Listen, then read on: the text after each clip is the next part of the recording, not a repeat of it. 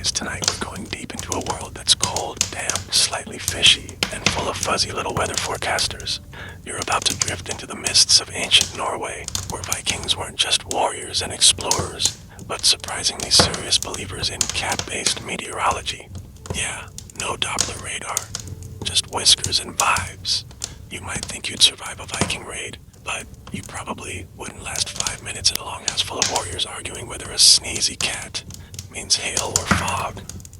So, before you get comfortable, take a moment to like the video and subscribe, but only if you genuinely enjoy what I do here.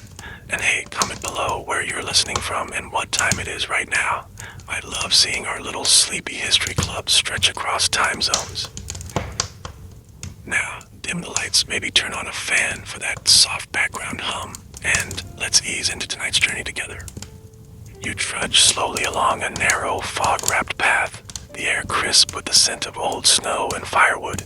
Ahead, the flicker of a torch cuts through the mist, casting long, shaky shadows across wooden beams soaked in sea salt and time. The door to the longhouse groans open like a sleepy dragon with arthritis, and you step inside. A cavernous hall warmed by firelight and thick with the aroma of smoked meat and fur. Inside, voices murmur low, boots scuff across wooden floors, and logs crackle in the fire. A striped cat curls by the hearth, half asleep but definitely listening. It lifts one ear lazily as you step in, like it knows exactly what you're about to hear. Near the center, on a pile of furs and old bones and years, sits the oldest man you've ever seen. His beard reaches his belt. His belt is covered in soot and stories. He raises a horn of honey wine and gestures for you to sit. "Come closer," he rumbles. "Tonight, the air shifts. That's why Helga isn't sleeping near the fire." Helga. Yes, the cat doesn't even blink, but you notice it now. The tip of her tail twitches just slightly, like an antenna scanning invisible frequencies. It might be nothing, or it might be the first signal in a long-forgotten weather code written in fur. The old man leans in. His breath smells like honey and something ancient.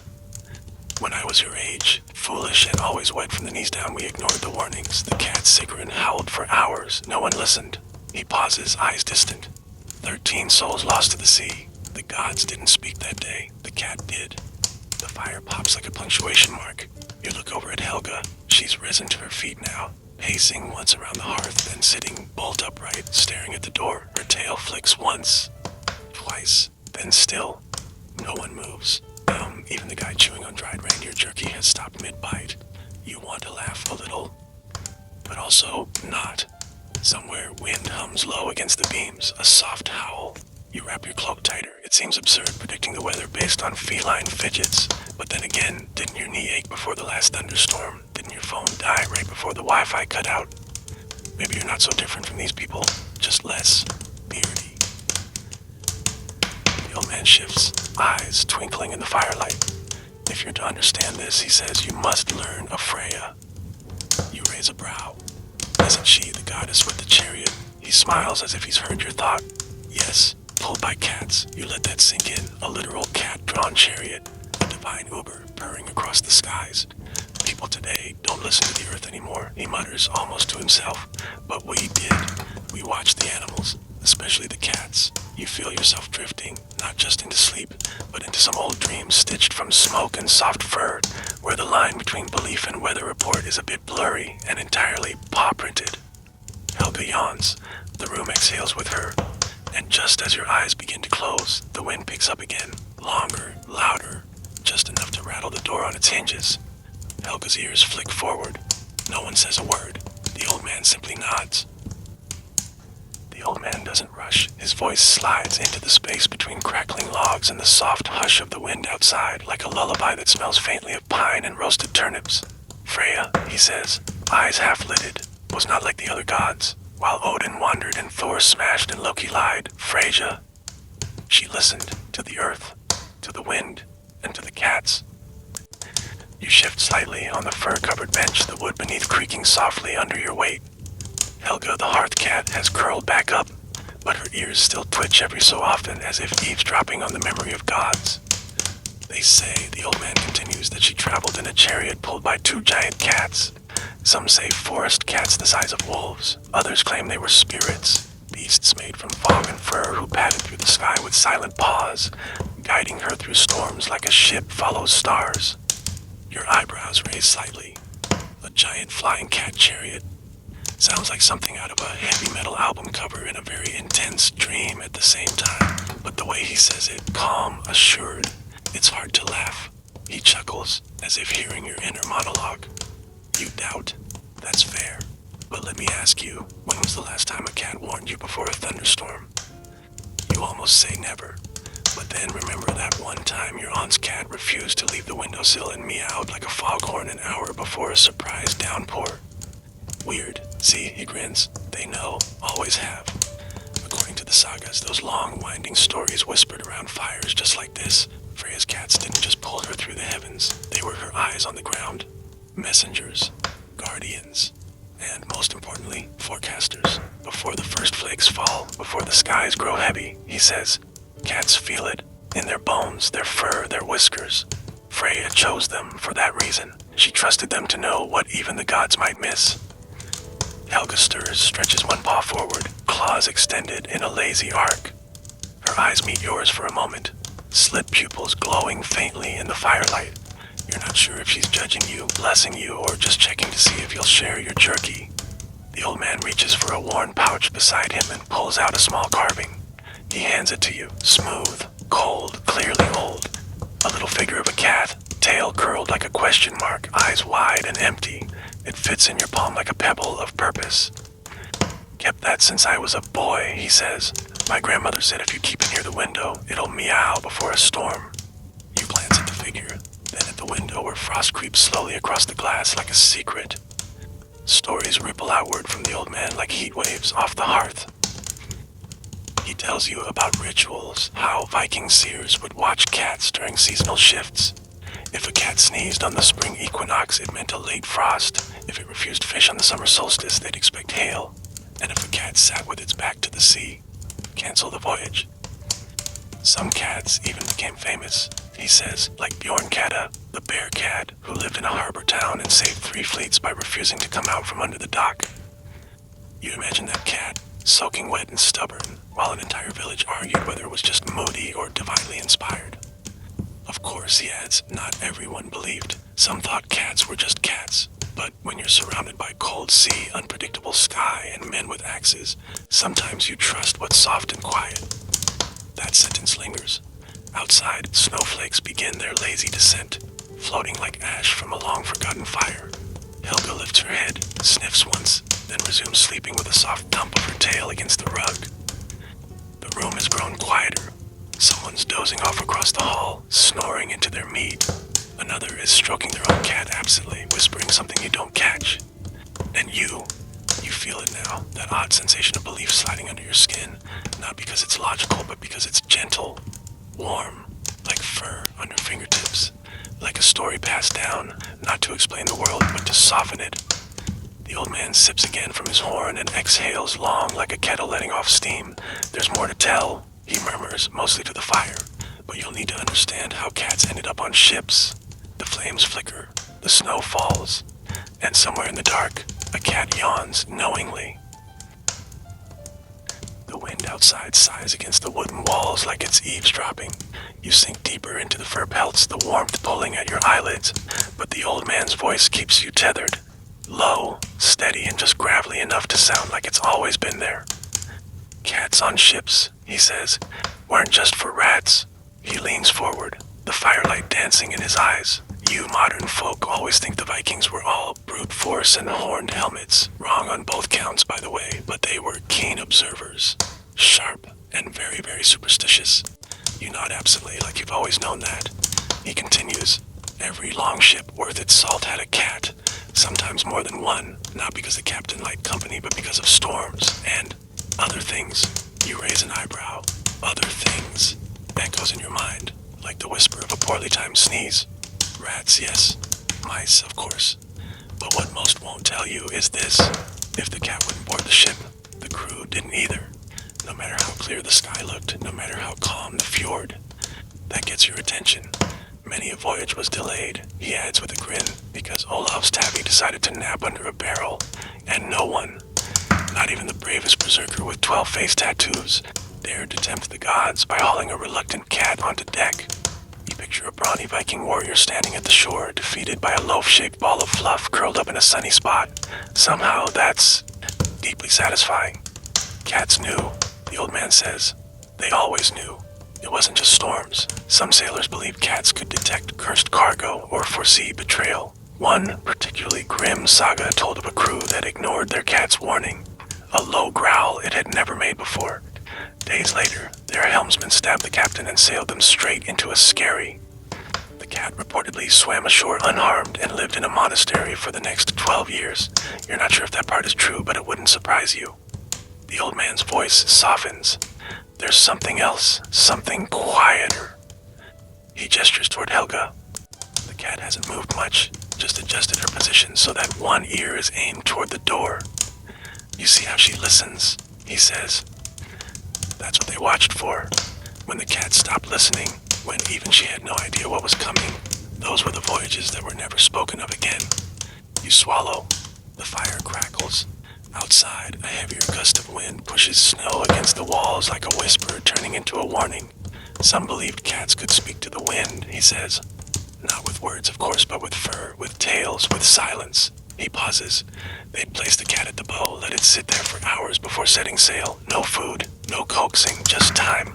And if the cat stayed, they'd go. If she left, well, so did the crew. You wonder how many lives were saved by a well-timed stretch and a turn back toward land. Some ships, he adds, had carvings of cats on their prows. Not dragons like you've heard. Not all the time. A cat with arched back, eyes wide, watching, waiting, just in case the real one wouldn't come. You glance down at the small wooden figure still in your hand, the cat charm he gave you earlier. Maybe that's why sailors carried them. Maybe it wasn't just a good luck trinket. Maybe it was insurance. Even in battle, he murmurs, some believed cats could turn the tide. If they yowled before you landed, it meant the gods were angry. If they purred, the axe would strike true. It's almost silly, but then again, you're here, listening to tales older than the wood they're whispered over, and the deeper you drift, the more reasonable it all sounds. You begin to understand that belief isn't always about truth. Sometimes it's about comfort, about having something soft in a world made mostly of steel and salt and cold. The old man leans back, his joints pop like firewood. There were sailors, he said slowly, who swore they could read the waves through their cat's eyes. They'd sit with them during night watch, and if the cat blinked too slowly, they'd tie everything down. If it stared wide, they'd pray, and if it meowed 3 times. He pauses. They turn the ship around.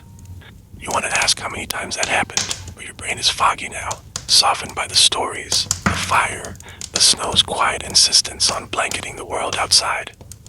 Helga rolls over, paw twitching slightly in sleep. Maybe she's dreaming of storms, or maybe, just maybe, she's whispering to the sea. The fire's glow stretches long shadows across the floorboards, curling between the legs of benches and the fur of Helga's tail, now flicking softly, like a metronome for the night. You lean back against the wall, your breath sinking with the hush of wind outside and the steady rhythm of the old man's words. Of course, he begins, voice rich and steady. None of this, none of the belief, the trust, the reverence would have existed without Freya. You hear the name again, but this time it feels more present. Less like a goddess in some distant sky, and more like a warmth that curls beside the hearth, purring in the shadows. Freya wasn't just the goddess of love and beauty, as the bards like to sing, he says, lifting a finger as if to correct the songs themselves. She ruled over fertility, yes, and battle, but most of all she ruled over knowing. He lets that hang, knowing what cannot be seen, feeling what hasn't yet arrived, like weather, like grief, like the moment just before thunder. You shift slightly, the fur pelts beneath you, whispering against your clothes. Her cats, he says, were not pets. They were partners, sacred. 2 great creatures, some say their names were Beigel and Jagel. Mighty forest cats, larger than any hound, with paws like snowshoes and eyes that reflected stars. He chuckles soft and dry. Try harnessing that. You smile. You picture 2 enormous fluff-coated beasts sauntering across the heavens, dragging behind them a golden chariot full of secrets, dreams, and possibly some sass. Freya rode them across the sky, the old man continues, not to chase the sun, but to listen to the wind. Wherever the cats refused to fly, she knew storms would follow. Outside, the wind rises again, not angry, just present, like it's listening to. The people, he says, saw this, not just in the myths, but in their lives, a cat's twitching tail or the way it stared at the ceiling. These things weren't dismissed. They were watched, recorded, believed. He leans in slightly. There was a time when entire planting seasons were delayed because the village cat sat under the bed for 2 days. You blink. Seriously? He nods solemnly. Barley waited. Wheat waited. Even weddings waited. You picture a bride nervously pacing while someone tries to coax a tabby out from under a goat cart. It's almost too quaint to be real, but also exactly believable in a place where snow arrives in June and the ocean has moods. And it wasn't always about danger, the old man adds. Sometimes cats were harbingers of luck. If a kitten was born during the first rain of spring, the family was said to be protected for the year. If a cat sneezed 3 times at dawn, it meant a long, warm summer. You squint. What if it sneezed 4 times? He smiles. Well, that's when you take down the sails and check the roof. You both laugh, softly, not to disturb the others, many of whom are now dozing. Someone's snoring gently across the hall. The room feels looser, sleepier, as if the tales themselves are weaving a blanket over everyone here. Helga's eyes open just a crack, gleaming like coins under ash. She doesn't move, doesn't blink, just watches. There were even rituals, he says. You'd take a drop of rain from the first summer storm and place it on the cat's forehead. If the cat licked it off right away, you'd have good harvest. If it ignored it, he shrugs. Best start salting your fish. You smile again, eyes heavier than they were a moment ago. What's funny, he murmurs, is that we never really knew if any of it worked. Not really. But still, we watched. We waited. We whispered to them like they were old gods wearing fur coats. Outside, snow begins to fall again, soft, quiet, determined. Inside, the fire has lowered its voice, reduced now to slow pops and crackles like distant footsteps across dry leaves. Helga yawns without sound and rests her chin against her paws. You modern folk, the old man says almost fondly. You've got your satellites, your apps, your forecasts, but a cat never needed Wi-Fi. You chuckle, then stifle it with the back of your hand. He leans back, closing his eyes. I suppose that's why Freya chose them, not for their power, but for their silence, for the way they never need to explain why they know what they know. You sit in that thought for a while. The wind hums low, the fire sighs, and Helga dreams of things no one will understand, but everyone will feel. The room is a lullaby now. The fire has settled into a red glow like the last breath of the day sighing into embers. Shadows lie long and still, and the cold outside seems less a threat, more a slow, gentle visitor leaning against the walls. The old man's voice emerges again, not louder, not clearer, just there, like it never really stopped, as if the pause was simply part of the rhythm, like the space between heartbeats. You're wondering, he says, eyes half-lidded, how cats, those quiet, twitchy little beasts, became part of the Vikings' most sacred journeys. You weren't, exactly, but now that he mentions it, long before ships sailed and cities rose, there were forests, endless, mist-thick forests, and the first people who walked them noticed something strange. Wherever they went, cats were already there. You picture it, fog curling around mossy trunks, frost crunching underfoot, and glowing eyes blinking slowly from a branch above. Soundless, still, watching. They seemed to know things, he continues, not just where the rain was coming, but where the wolves had passed, which berries weren't safe, which paths would vanish after nightfall. You shift slightly. Something about the way he says it makes the cat at your feet feel older than it looks. Some said the cats were spirits, he adds, not like ghosts, nothing so dramatic, but old souls, quiet ones, the kind that don't explain themselves. He leans forward a little, the fire catching in the folds of his cloak. When the first sailors carved their longships, they carved cats into the beams, tucked them beneath the boards, hidden from view, not just as decoration, but as guides, whisperers. If the keel cracked and the ship went under, they believed the carved cat would find its way back to shore and tell the family what had happened. You blink at that. Wooden cats carrying secrets through the sea. One village, he says, used to tie a tuft of cat fur to the ship's mast before every voyage. If the fur stayed soft, the journey would be easy. If it clumped before the ropes were tied, he shakes his head. No one left the dock. You want to ask how reliable this system was, but somehow you already know the answer. It doesn't matter. They believed it, and in places where the sky changed faster than thought, and the sea could swallow you before you finished a prayer, belief was worth something. And you know what's strange, he says, lowering his voice to something just above a whisper. The cats never minded. They went. They came. They waited. And they watched. You look at Helga, still curled. Still silent. But somehow, still very aware. There are stories, he adds, of cats disappearing just before a storm, vanishing from ships, from homes. No one saw them leave. But when the wind picked up and the sea turned black, people remembered and ran. You picture that. An empty windowsill, a bowl of milk untouched, and a sudden need to close every door. Of course, he says, smiling slightly, not all cats were so reliable. That catches your ear. One time, he says, a village cat named Fisker, fat as a pillow, dumb as a stone, fell asleep on a cargo crate during a voyage. Everyone thought it was a good sign, but it turned out the crate was cursed. You blink. Cursed. He nods solemnly, full of spoiled herring and bad omens. They didn't even make it past the fjord. You grin. Of course the chunky cat would be the one to miss the warning signs. They forgave him, though. The old man says, brought him back, built him a chair by the fire, said even the gods nap sometimes. You let out a quiet laugh, the kind that doesn't bother anyone who might be asleep nearby. The story lands softly like snow on your shoulders. There's a balance, you see, he murmurs, between what cats choose to tell us and what they keep to themselves.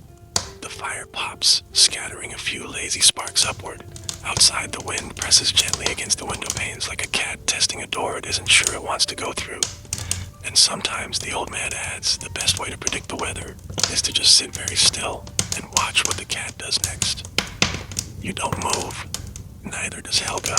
And in that hush, between breaths, between the tick of firewood and the creak of timbers, you feel it, that slow, sure knowledge that you've entered a world where cats don't chase storms. They notice them first, and then decide whether to warn you. By now, the fire has grown small, more ember than flame, and your body feels like it's sinking. Not in a dangerous way, but in that heavy, honey-thick kind of sleepiness that settles behind your eyes when everything is finally quiet. The old man hasn't moved from his seat, though he seems to have shrunk into the shadows a little, as if the story itself is what's keeping him upright. He exhales slowly, like someone winding down a long memory. Of all the stories I know, he says, the one about the sneeze is perhaps the most ridiculous, and yet, no one dares laugh when it's told. You raise an eyebrow, intrigued despite the weight behind your eyelids. It happened in the spring, he begins, when the snows had finally given up and the river was starting to forget how to freeze. The village was planning the midsummer festival, a great affair. Food, music, bonfires, regrettable decisions. Everyone was busy, excited. He leans back slightly, eyes gleaming, and then the cat sneezed. You blink. That's it. He nods, once, loud, dramatic, the kind of sneeze that makes you stop stirring the soup. You picture it, an old striped tomcat, puffed up, eyes squinted, unleashing a tremendous feline chew in the middle of the market square. Of course, the old man continues, someone said it's just dust. Another said he's allergic to joy. A third tried to blame a nearby flower. Then he sneezed again. Now you're listening. And a third time, that's when someone dropped a bowl. In Viking lore, he explains, a single sneeze from a cat might mean nothing. 2, coincidence. But 3, that was divine commentary, a cosmic heads-up, and unfortunately for the festival, it was the wrong kind. They called a meeting, he says, voice dipping toward mockery, as if the cat would attend and explain. You can't help but chuckle, imagining a circle of grim-faced elders and one cat refusing to make eye contact. But the warning, he goes on, was clear to some. The sky was too calm, the river too low, the cat too sneezy. Despite protests and eye rolls, a few families delayed preparations. They moved their goods uphill, covered their grain, and tied their roofs with extra rope. The rest, well, he sighs, they danced. You already know what's coming. And yet, you wait for him to say it. On the morning of the festival, clouds rolled in like smoke. By noon, the wind snapped a dozen tents, and by sundown, the river had decided to visit the village. He shrugs. They say it rained for 2 straight days, the kind of rain that feels personal. A beat passes. And the cat, you ask it quietly. He smiles. Stayed inside the whole time, dry, warm, occasionally staring at the window like it knew exactly how smug it looked. Of course it did. He chuckles softly to himself. That cat lived to be 17. People brought it offerings, bits of fish, bowls of cream, carved little tokens of thanks. One woman swore she named her child after it. You raise an eyebrow. It was a common name back then, he adds defensively. The story drapes around you like an old favorite blanket, warm, silly, and somehow entirely believable. You feel the festival in your bones, the mud, the broken chairs, the sound of someone shouting, "Why didn't we listen to the cat?" There's something else too, a quiet reminder that even the smallest gesture, 3 sneezes, a twitch of an ear, the way a cat refuses to step outside, can be a message, if only you're willing to see it. The old man stirs, stretching his legs.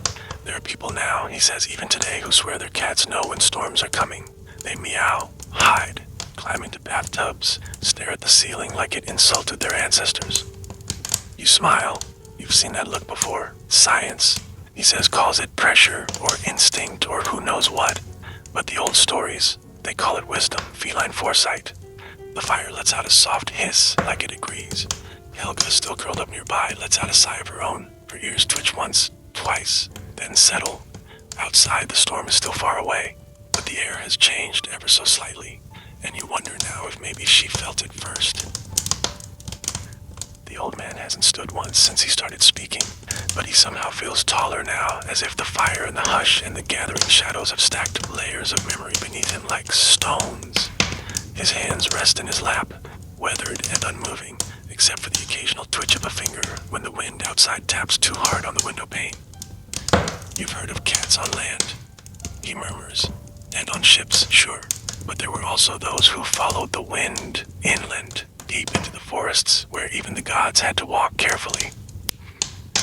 Your breath fogs slightly in the chill creeping through the corners of the room, but the story warms you enough to stay still.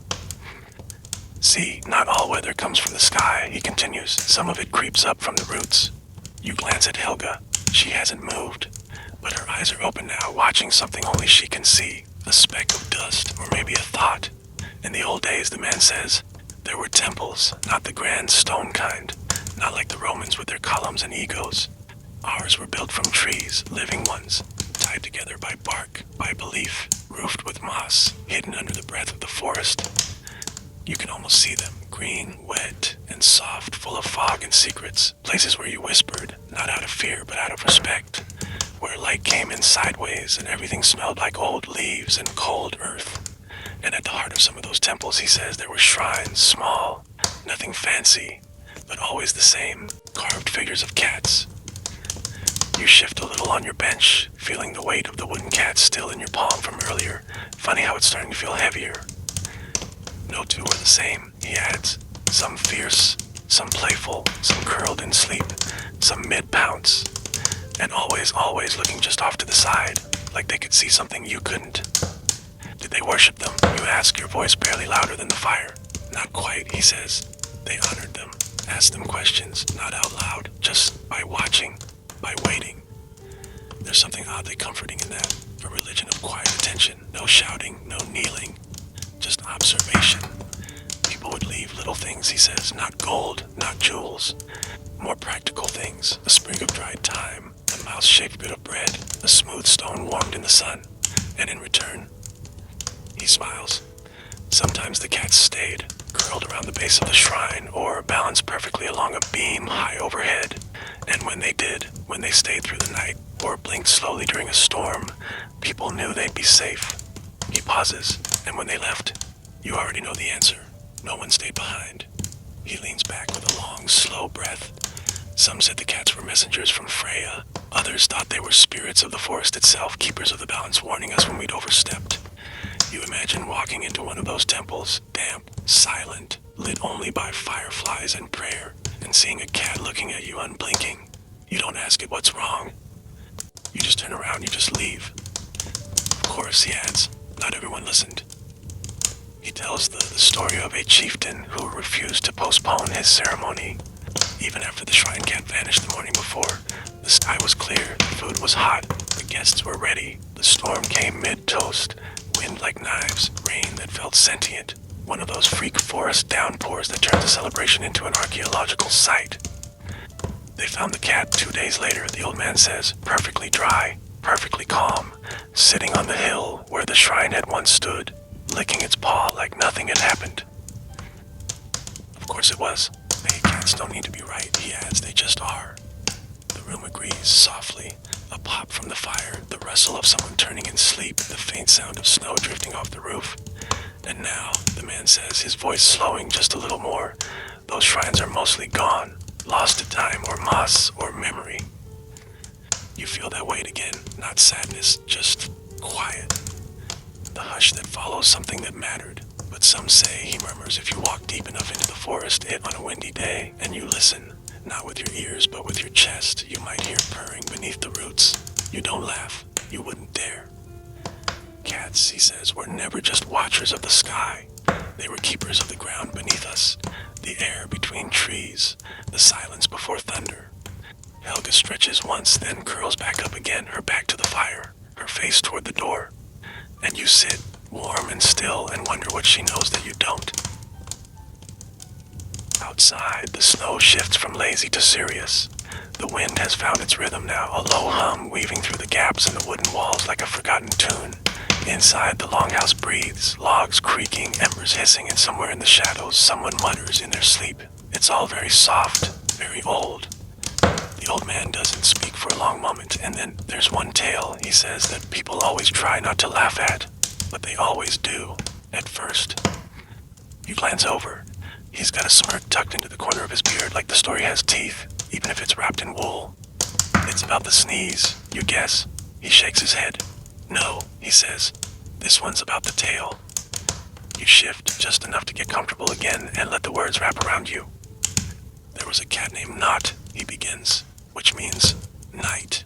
And she lived in the highest house in the village, that orange way up on the cliff where the gulls screamed and the wind never stopped trying to knock things over. You picture it, a rickety wooden house leaning against the sky, probably built by someone with more ambition than balance, perched like a dare over the sea. Not was sleek, he says, black as coal, with a tail so long it curled like a question mark, and she had one trick. You wait. She hated storms. Not much of a trick, you think, but then she hated them so much that she'd start flicking her tail hours before the clouds even thought about gathering. He leans in, eyes narrowing with amusement. Not like a normal twitch. I mean, this was an insulted, offended, full-body tail snap. Like the sky had just told her she couldn't have seconds at dinner. You smile, and when that tail got going, he says, the villagers knew they had about 3 hours, maybe less. Enough time to pull the laundry in, hammer shut a few shutters, and pray you'd remember to salt the fish. Did it work? He laughs, the kind of quiet, knowing laugh that lives in old bones. For 12 years, not a single storm surprised that village. Not once. Travelers would ask the innkeeper for the forecast, and he'd just point at Not. If her tail was still, they relaxed. If it twitched, they packed up and left before dessert. You can see it, some poor soul halfway through a bowl of fish stew, catching sight of a tail in the window, doing a slow, annoyed flick-flick, and bolting for the harbor. Eventually, the old man continues, they carved a little weather vane in her honor, a black iron cat with a curled tail. When the wind picked up, the tail moved. A pause. Sort of. It mostly squeaked and jammed, but it made people feel better. He sighs. Then one year she stopped twitching. You blink. She died. No, he says, shaking his head. She just stopped, sat still, tail down, ears forward. The whole village got spooked. You can imagine. After more than a decade of tail forecasting, stillness would feel apocalyptic. They sent messengers to nearby towns, he says, asked if anyone had seen birds flying low or clouds building over the fjord. Nothing. Clear skies everywhere. So what happened? He leans back, voice lowering to that velvet nighttime register again. Nothing. For 5 days. The sky was so clear you could see stars at noon. People relaxed, even Not started to purr again. He lifts a brow, and then the fog came. You frown. fog, thick, he says, the kind that swallows sound, covered the village like wet wool. No wind, no rain, just cold, white silence. Lasted a full week. He pauses. They say you could barely see your own hand, even at midday. And not. She vanished. A beat. Just like that, she was gone. No one saw her leave, no tracks, no sound. Only her tail, now curled in a perfect circle on the doorstep, still warm. Your skin tingles just a little. Some think she became the fog, he says. Others think she saw something coming that couldn't be escaped. You're quiet for a moment, and the villagers built a shrine, he says. Left out fish, feathers, warm cloth, and every year on the day the fog came, they light a lantern and let it drift into the sea. Just one, in case she's still out there. You sit with that, a cat. A tail, a vanished warning, and fog like a breath held too long. Helga hasn't moved, but her tail it flicks. Once, just once, the fire crackles softly and you listen. The room is deep in its own sleep now. The fire has sunk low, glowing like a quiet secret beneath its blanket of ash. Somewhere across the longhouse, someone's breath hitches as they slip deeper into dream. And yet here you are, held awake, not by restlessness, but by the soft gravity of the old man's voice. He doesn't clear his throat, doesn't shift, just begins again, as though continuing a sentence he started years ago. You've heard now of tales and sneezes, he says, but you haven't heard the one about the sky.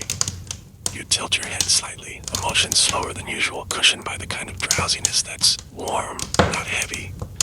Not just the storm, he adds, I mean the sky, the colors, the lights, the way it hums when no one's listening. You think of the northern lights, the way they ripple like silk or spilled oil or thoughts. Yes, he says, almost smiling as if he read your mind. The lights, the aurora, the Vikings had many names for it, but among the old ones, those who listened rather than shouted, they called it cataglim. You frown softly. Cat glimmer. He nods. They believed the lights were made by Freya's cats, not their paws. No, that would be too soft. Their claws. You blink once, slow.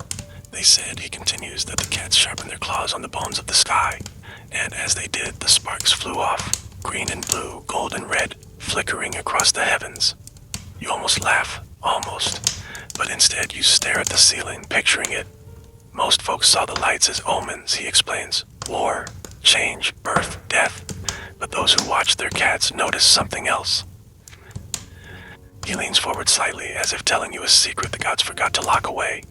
Every time the sky danced, cats would behave strangely. Some would stand still, staring up at nothing. Others would grow restless, running, hiding, yowling like something ancient had come down from the hills. You glance at Helga, still asleep, still curled.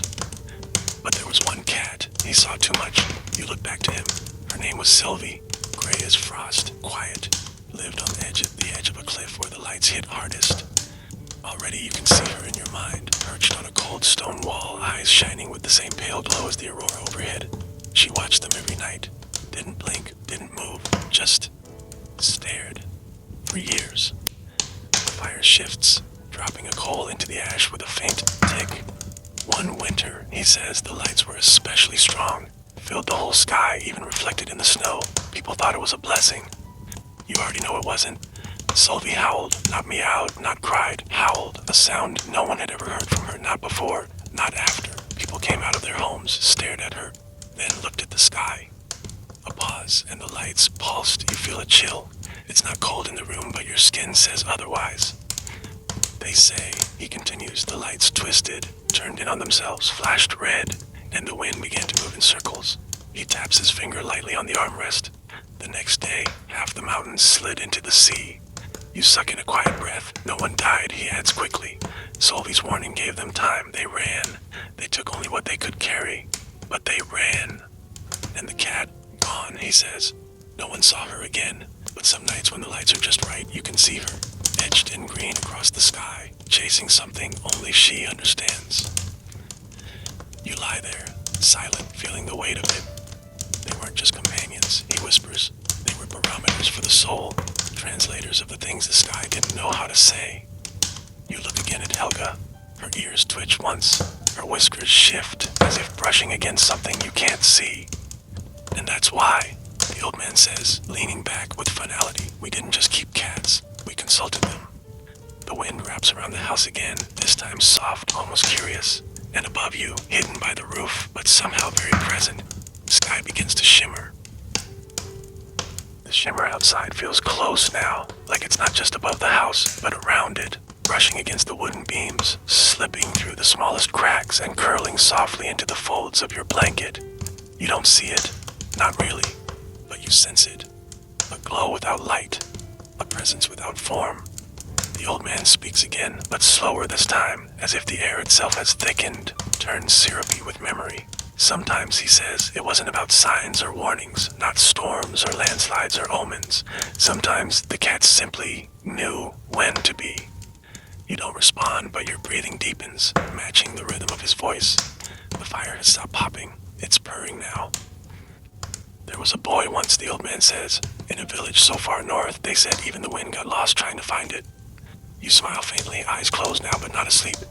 He was sick, kind of sick that made mothers whisper and fathers carve things they didn't know how to use. No one thought he'd see another solstice. The room shifts just a little, as if holding its breath. They tried herbs, chants, offered prayers to Odin, Freya, even Loki, though that one's a bit like asking the fox to guard the hen house. You almost laugh, and then one morning a cat walked into the house. Just like that, uninvited, unannounced, no one recognized her. White fur like snow that had forgotten how to melt. Green eyes too large for her face, she sat beside the boy's bed, didn't move. The old man leans forward slightly, the light catching the tip of his nose. She stayed there for 3 days, didn't eat, didn't sleep, just sat. And on the morning of the 4th day, the boy sat up, asked for soup. He smiled softly. The cat left that night. No one saw her go. The family called her Jarta, Heart, and told the story every year after. Said she wasn't just a cat, said she was time, wearing whiskers. You let that settle, let it echo. There are those, he adds, who believe cats carry more than instinct, that when they curl next to you, they aren't just warming themselves, they're guarding something. You imagine that white cat, still as moonlight, sitting at the edge of someone's breath, making sure it doesn't stop. Of course, he adds, chuckling low, not every cat is divine. Some are just hungry, or nosy, or determined to knock over every cup of water you've ever owned. A pause. But once in a while they show up at the exact moment they're needed. Not a minute before, not a moment too late, just right then. Helga is still asleep, though one paw has moved to cover her face. It looks like peace. Outside the wind sighs, softer now, not gone but tired. There's a kind of magic, he murmurs, in something that doesn't need to explain itself, that simply arrives, does what it must, and leaves. He adjusts his cloak slightly, pulling it tighter around his shoulders. You realize he's grown quieter, smaller somehow, folded back into his seat like a thought returning to its source. People say animals don't understand time, he adds, but they're wrong. They just use it differently. You open your eyes a sliver, just enough to see the way the firelight flickers gently across the floor. Nothing moves, not even dust. The old man's voice is almost part of the silence now, and sometimes, just sometimes, a cat doesn't come to warn you or protect you, or even save you. A long pause.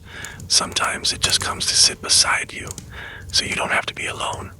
The fire exhales, the longhouse sleeps, and outside, the sky above the fjord shivers with quiet color, just for a moment like something remembered.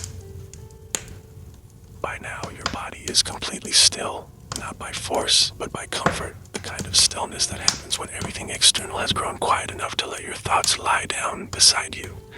The longhouse breathes slow, the storm outside has eased into that soft rhythm. Snow makes when it gives up being dramatic and decides to be beautiful instead. And the old man, he speaks again, not louder, not clearer, just closer, like he's sitting beside you now, though you haven't heard him move. There's a story, he says, from a winter so cold even the stars forgot how to shine. You don't open your eyes, you don't need to. You can feel the story coming like warmth from under the door. There was a year of ice, he continues. Not just snow, not just wind. I mean ice on the inside of the windows, in the soup bowls, in the breath of people who stopped telling jokes. You could almost see it. An entire village under a silver hush, where laughter cracked and froze before it could echo. Food was low, spirits were lower, even the fire seemed reluctant. And the people, well, they huddled, like thoughts trying not to be forgotten. You shift slightly under your blanket, just enough to exhale more deeply. The tale continues without a beat. In that village, he says, there lived a woman named Elin. Strong hands, quiet eyes, the kind of woman who never said something twice, because once was always enough. He pauses the way a fire pauses before it catches. Elin lived alone, never married, never fussed, but everyone agreed if something was broken, she could fix it. Wagon wheels, fishing nets, bones, hearts. You smile just a little. Except that winter, he says. That winter, nothing worked. Her tools splintered in the cold, her breath rattled, and for the first time, even she didn't have a solution. Another pause, longer this time, and then came the cat. You know by now, there's always a cat. No one saw it arrive. One day, Ellen opened her door to gather wood, and there it was, sitting in her chair like it had been invited. Gray, small, unimpressed. You chuckle in your mind. Of course it was unimpressed. Ellen stared. The cat stared back. She closed the door. It stayed. For days it said nothing, did nothing, just followed her from room to room like a silent punctuation mark. Slept on her boots, watched her stir soup. Licked ice off the windows without flinching. She called it nothing, the old man says. Didn't name it, didn't feed it anything special, but still, it remained. And then one morning she woke to something different. Not a sound, not a scent, just warmth. You almost smiled. The fire was already lit, the house already swept, the water not frozen. She didn't ask questions, didn't chase miracles, she just nodded once and got to work. Each day that followed, the cat stayed by her side, and slowly the tools began to hold, the soup thickened. The villagers one by one knocked on her door again. They say the cold didn't leave that year, he adds, but the fear of it did. You shift, almost imperceptibly, a small breath rising and falling beneath the blanket. When the thaw came, the cat vanished. Not gone, just elsewhere. No paw prints, no fur, just one long gray whisker on the table. The fire cracks just once as if it agrees with the detail. Some say the cat was a spirit, he says. Others say it was Ellen's own strength, come back to her in fur and silence. And then softer. Me.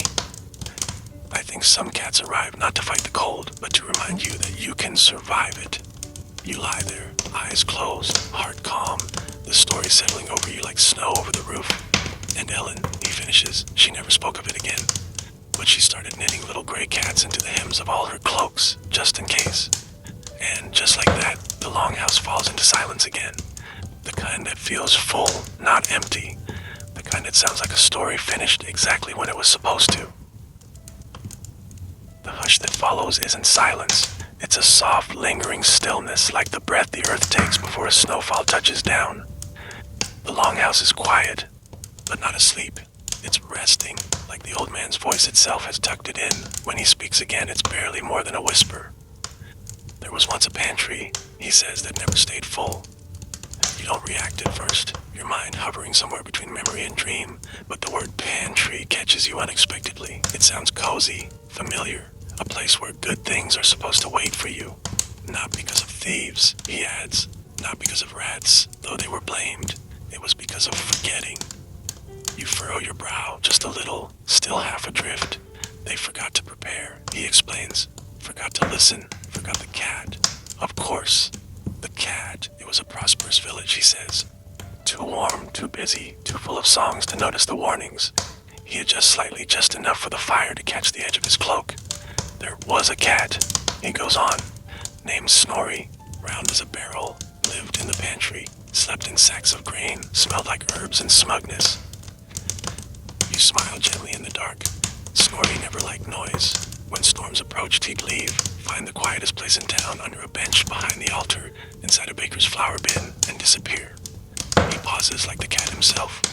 The villagers knew this, had known for years, but comfort makes people lazy. The sun makes people forget. That year, they didn't notice when Snorri vanished for 3 days. Your heart tightens just slightly, even though you already know. The sky stayed clear, he says. The air was sweet, and then the sea rose. No fanfare, no thunderclap, just the sea stepping in like it belonged. Flooded the pantry first. You imagine it. Water seeping across stone floors, licking at baskets of grain, stealing the warmth from food meant to last the season. They ran, of course, saved what they could, but much was lost. Salt, roots, dried fish. He folds his hands in his lap, and when the water receded, you already know, Snorri returned, sat in the ruins of the pantry, cleaned his paws, knocked over a single surviving jar of honey. You let out a breath, half a laugh, half a sigh. He wasn't punishing them, the old man says, just reminding them. Another pause. After that, they started watching. Every morning, someone was assigned to check if Snorri was still in the pantry. If he was curled in the rye sack, it was a good day. If he was gone, they tied up the boats. You could feel the lesson nestling into place. Not forced, not preached, just offered. They built a shelf just for him, the old man continues. Even in summer, even when the sky was perfect, they kept it clear, warm, quiet, in case he needed it. Your mind drifts to that image, a fat gray cat perched on a wooden shelf, watching over sacks of flour like a lazy god of survival. And you know what? He adds. The pantry stayed full after that, not just with food, with attention, with memory. You lie there, still and warm, as the old man's voice lowers into something close to thought. We forget too easily, he says. We think safety is a permanent condition, but cats remind us, gently, repeatedly, usually by knocking something over. Another ember sighs into ash. Outside, the wind has paused, maybe listening, maybe napping, maybe waiting for a cat to tell it what comes next. And if we're wise, he finishes, we leave a little space, on the shelf, in the pantry, in the heart, for whatever quiet warning we almost missed. Then he says no more.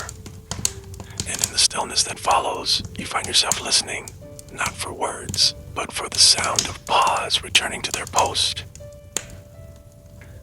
There's a certain weight to quiet when it's earned, when the story has folded itself into your chest like an extra heartbeat. That's the kind of silence you're lying in now. Not empty, not lonely, just settled, like a cat in your lap, whether you invited it or not. The old man inhales. It's the slow kind, the kind that remembers something before speaking it aloud. Now, he says, let me tell you about the cat that saved a crew. You don't move. You don't need to. You're already there with him, aboard some ancient ship cutting across black water under a sky thick with salt and cloud. His name, he says, was Tosti. Small, striped, never meowed, never purred, but he watched. The fire gives a small shift, its glow red and low like a lighthouse seen through mist. Tosti belonged to no one, he adds. He appeared at the harbor one summer, sat on the dock beside the ropes and stared at the sea. Did that for days. Didn't beg, didn't blink. You already feel something brewing. One morning, a crew was preparing to set sail for a trade voyage. Simple route, calm water, clear sky. The captain was confident. Too confident. He leans back in his chair. They had all the signs. The wind was right, the tide was low. And still, Tosti jumped aboard. You smile faintly. It's always the cat that makes the better call. No one invited him, the old man says, but no one stopped him either. Sailors are strange. They'll laugh at myths, but listen when a cat climbs into the cargo hold and falls asleep on a coil of rope. The longhouse is so quiet now you can hear the wind changing outside, a subtle shift like the air is leaning in. The ship left just after dawn, he continues. Smooth waters, clear sailing, until nightfall. Here it comes. The wind died. The sea turned still, too still. The kind of stillness that doesn't whisper, it waits. A pause. That's when Tosti moved. You lean into the story, pulled forward without effort. He stood up, walked from bow to stern, tail straight, ears back. Then he stopped right above the hull and began scratching the deck, hard, repeated, like something underneath was talking back. The captain, stubborn proud, told the crew to ignore it, called it nerves, salt-mad superstition. Until Tosti hissed, he says, just one word, but you feel it, decisive. They opened the cargo hatch, looked down, saw nothing. But Tosti wasn't wrong. They went lower, pulled up the boards, and that's when they saw the crack. The old man's voice softens, a hairline fracture, small now, but growing. Water leaking in just fast enough to be ignored. And if it hadn't been found, they wouldn't have seen land again. You picture the crew, pale faces in lantern light, standing in silence as water rose quietly below them like a held breath. They sealed it, fastened ropes, plugged the leak, turned back. They made it home 2 days later, soaking wet, shaking, and silent. The fire drops a coal into the ash, and Tosti, you wait. He stepped off the ship, shook one paw, and disappeared into the fog. Of course he did. No one saw him again. But from that day on, the harbor built a statue. Small, wooden, painted stripes. They placed it beside the ropes. A nod. Not to worship, not to explain, just to remember. The old man lets the thought hang in the air like incense. Some warnings aren't loud, he says. Some aren't even words. You feel the truth of it pressed gently against your ribs. And sometimes, he adds, we don't need to understand what's being said. We just need to listen to what's moving. He looks to Helga. She hasn't moved, but her ear flicks. A message, maybe. A memory. Or just the wind reminding you it's still there. And with that, the story slips into silence again. Calm. Still. Waiting for the next paw step in the dark. The fire has become a memory of itself now. Just a soft, pulsing glow resting beneath a skin of ash. No more crackles, no more sparks. Just a quiet warmth, like someone humming from the next room over. You're not quite sure when you started breathing in rhythm with the old man's words. It just happened. He doesn't ask if you're still listening. He knows. And so he continues, like someone unrolling a blanket that's been folded for centuries. Not every cat was believed, he says. Some gave warnings no one wanted to hear. Others were punished for it. You frown just a little, not because you're startled, but because you know where this is going. There was once a cat named Skimma.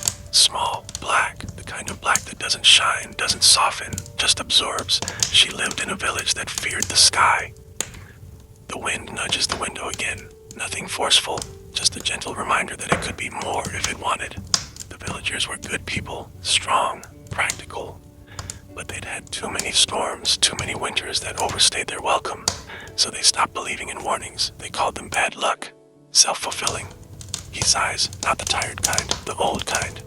Skimma would sit on the roof before a storm. Always the roof, the exact center of the village, her tail curled neatly around her paws. Her eyes never blinked. You picture her, midnight-colored, still as stone, watching the horizon like it owed her something. She warned them 3 times, he says. First with a cry, long, low, not quite a meow, more like a question. They ignored it.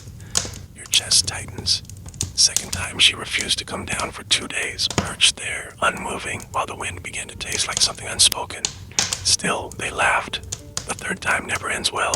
The 3rd time, she scratched the doors. All of them, one by one, left marks as tall as a child's knee. And then, quieter. That night, the storm didn't come from above. It came from within the earth.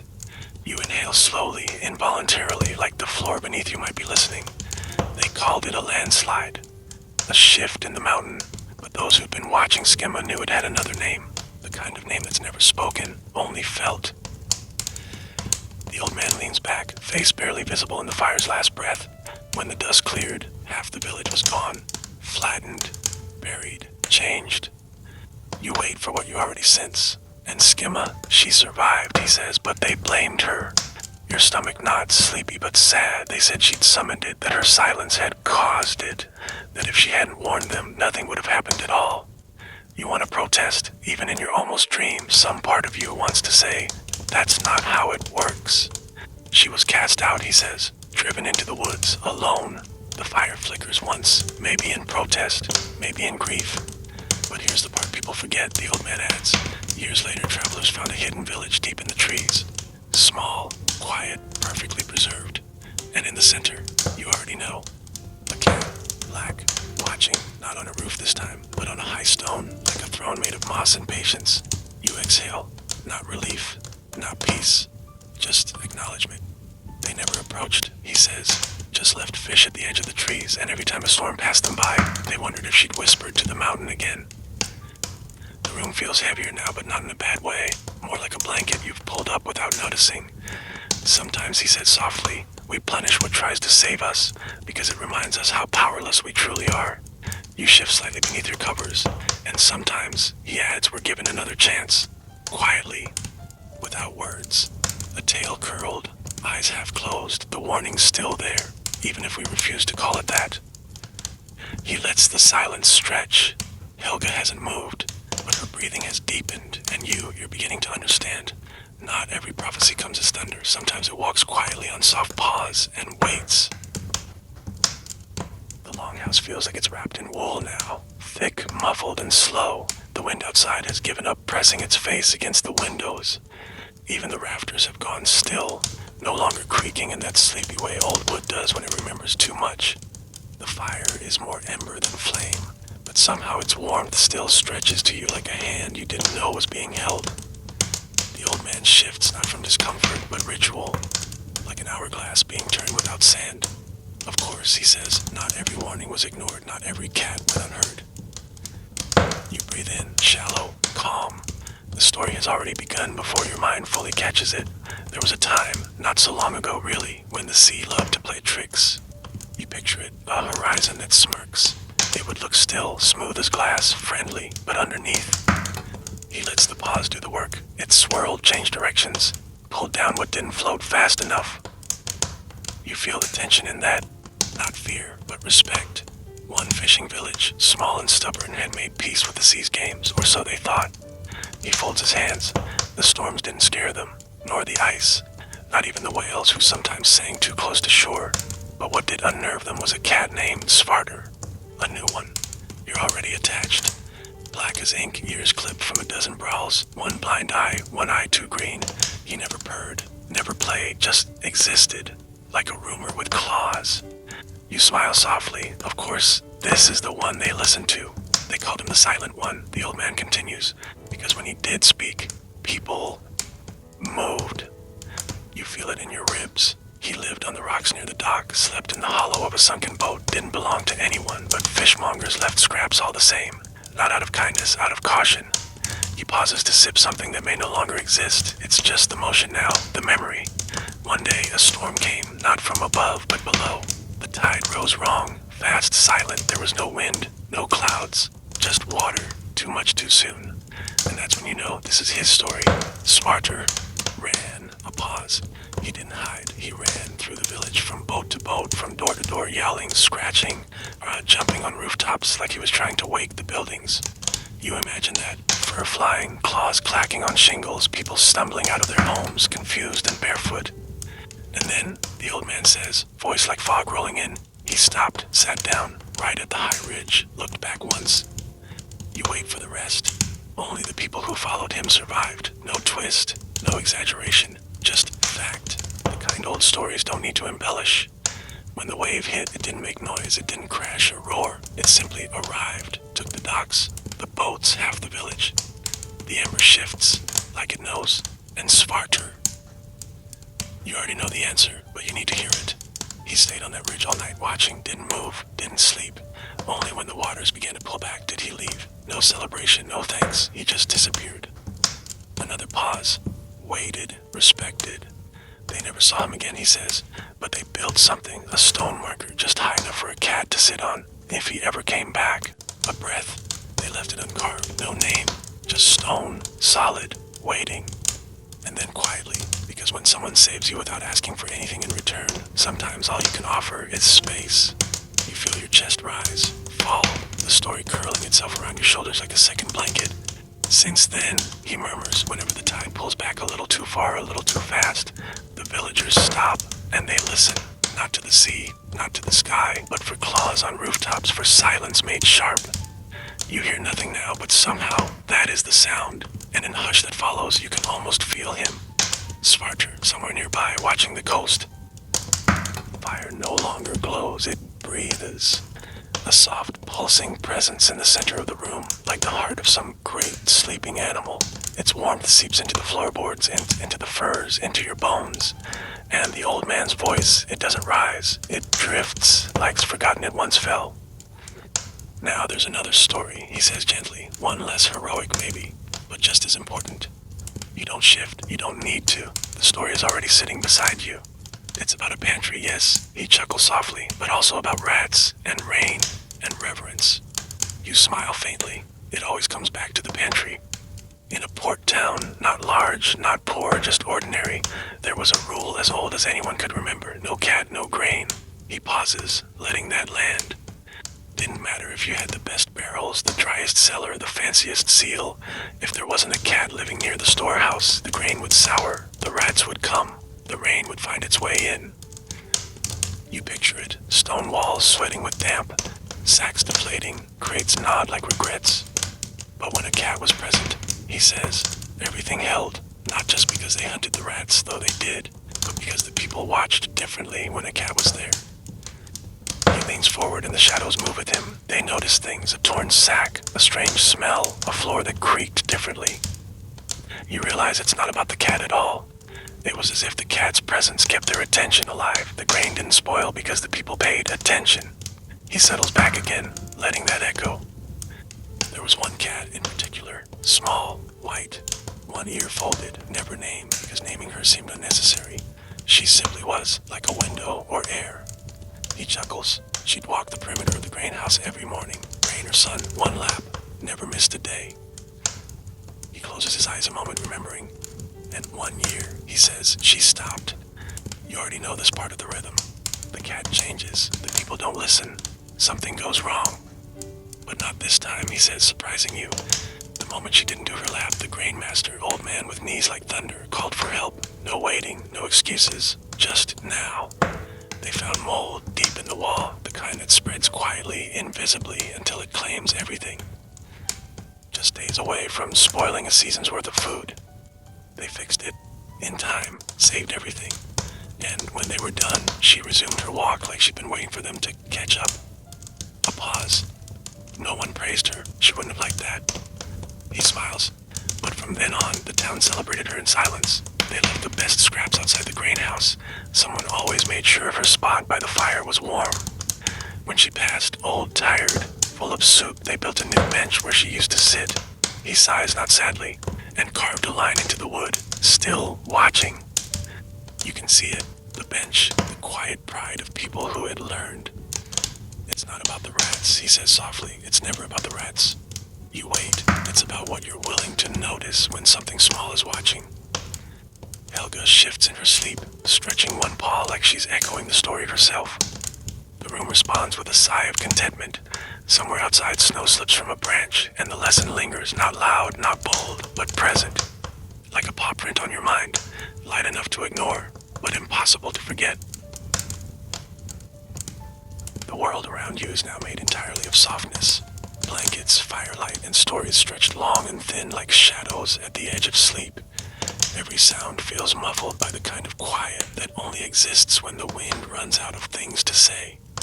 The old man doesn't speak for a while. When he does, it feels like the story has been sitting patiently beside him, waiting its turn. There was a song, he says, sung only in storm season. Your breath barely moves, but your ears lean in. It was called Storm Couture. He continues, the Storm Cat's lullaby. No one remembered who wrote it. No one even remembered the words, but everyone sang it. You tilt your head slightly, still wrapped in the story's warmth. They sang it before storms, not to stop the rain or calm the waves, just to let the cat know they were listening.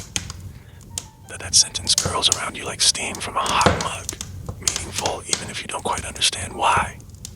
In every home, someone had the tune, he says. It wasn't loud, it wasn't fancy, just a low hum passed down like soup recipes or grudges.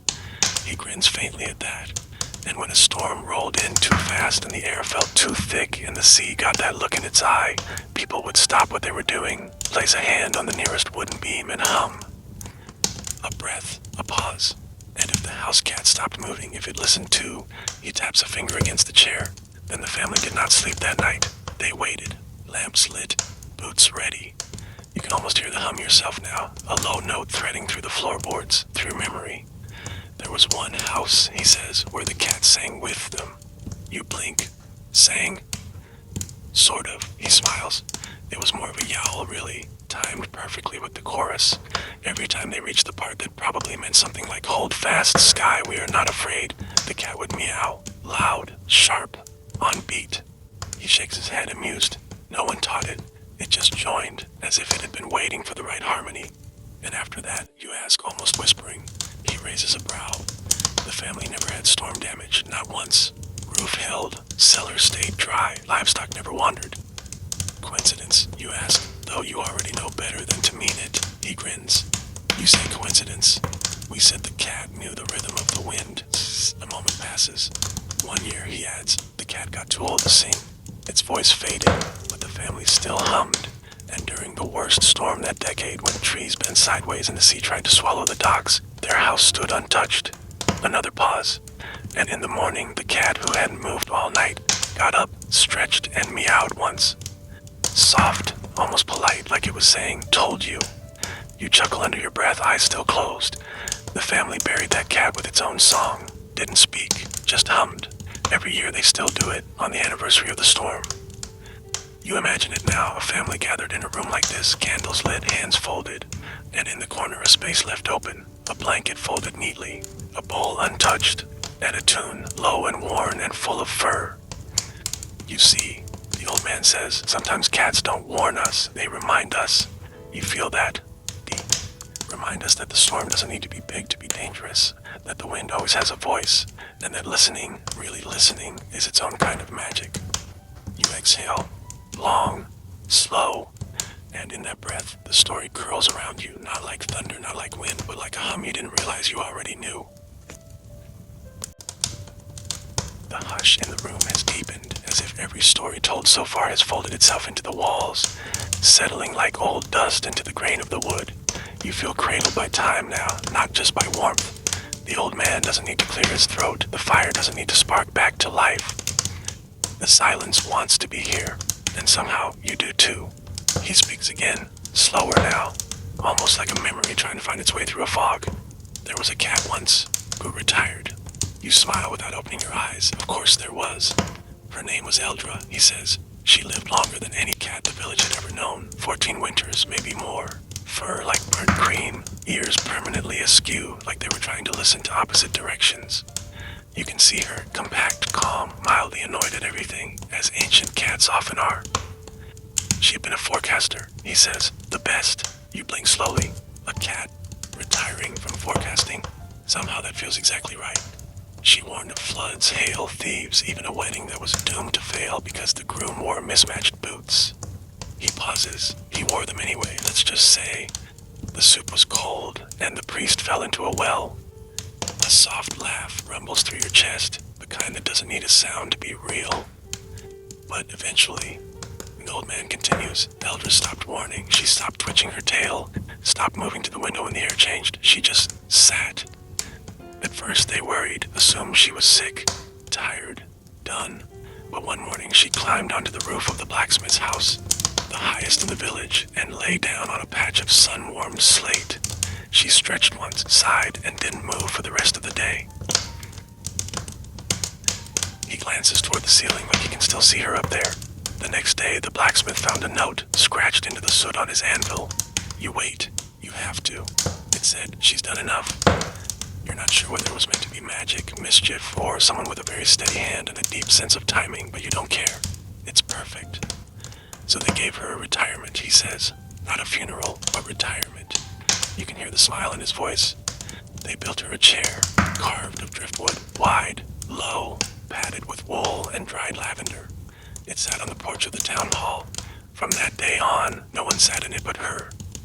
You imagine people walking by, tipping their heads respectfully to a cat who had saved them more times than they knew.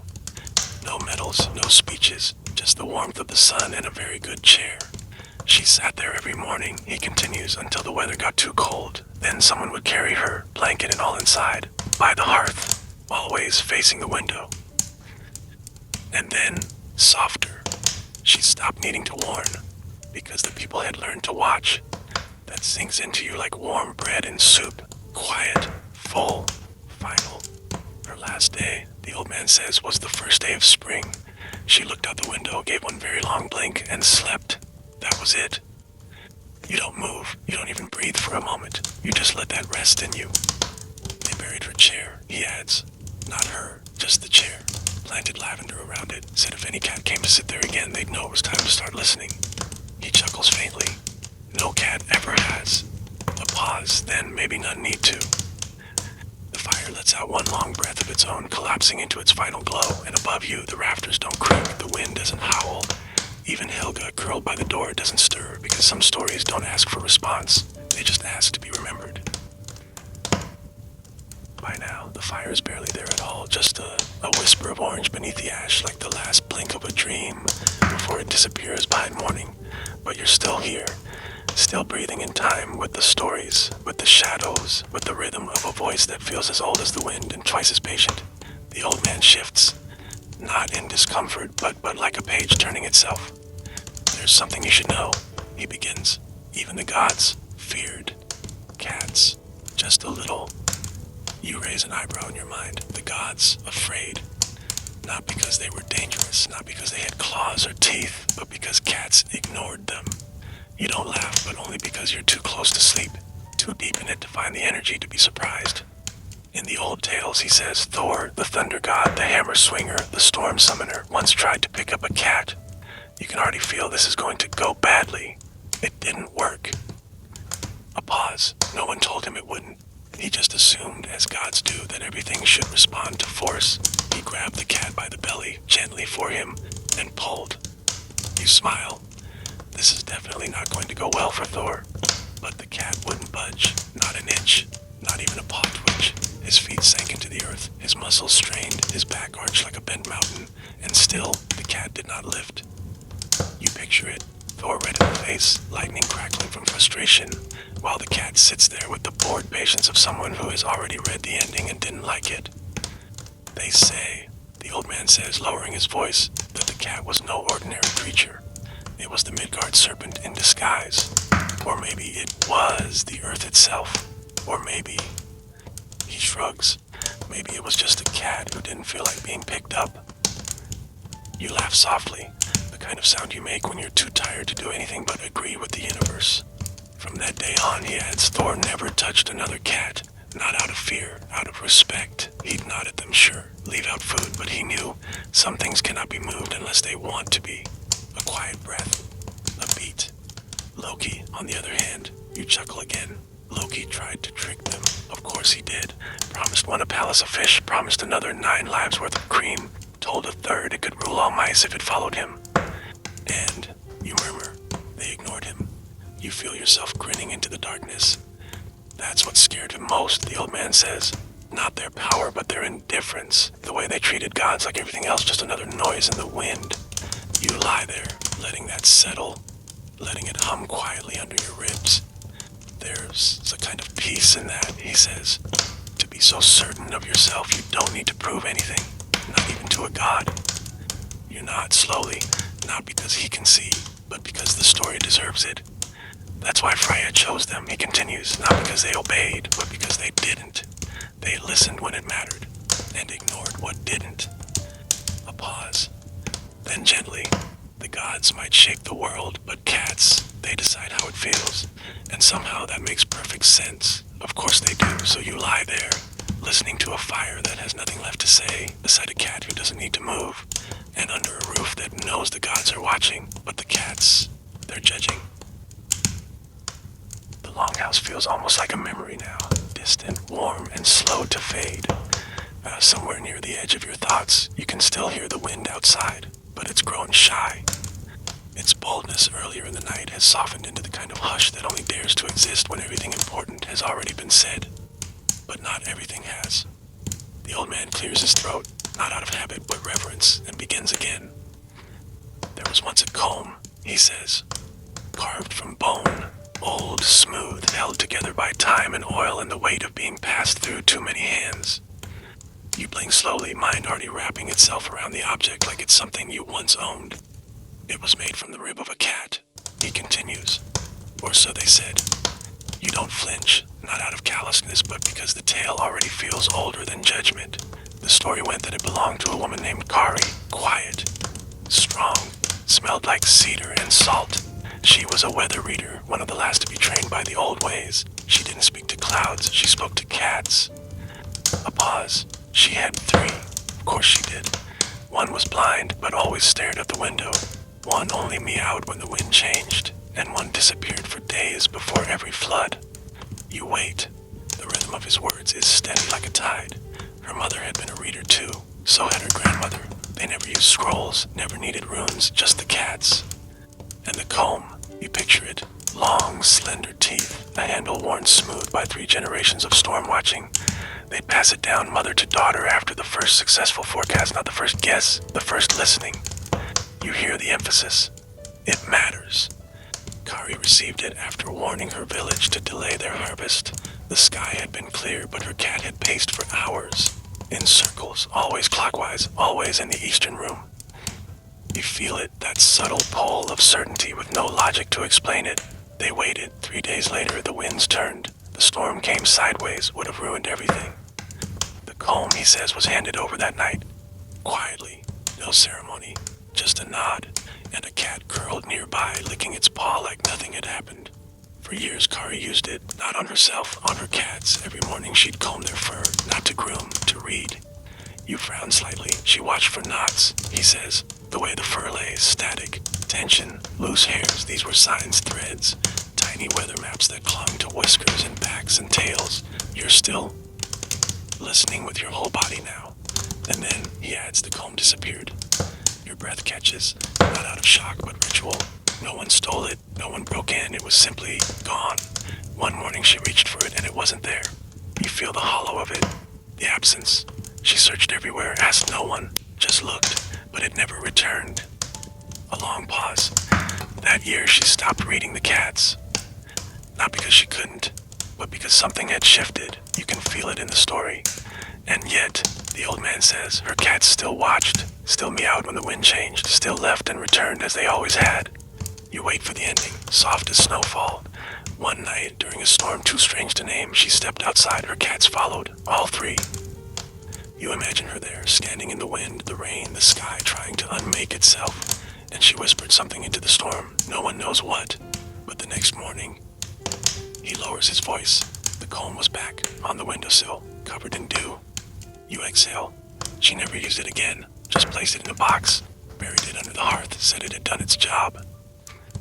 You lie there, held by the quiet that always follows an honest story.